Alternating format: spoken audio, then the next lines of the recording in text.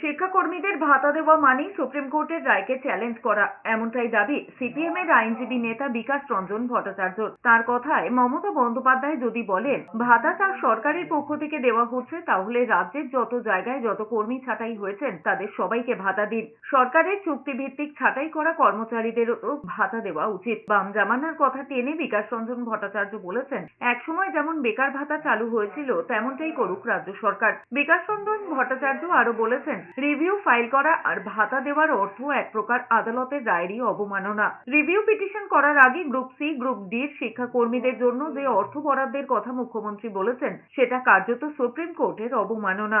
Supreme কোর্টের নির্দেশকে ঘুরপথে challenge করেছেন মুখ্যমন্ত্রী।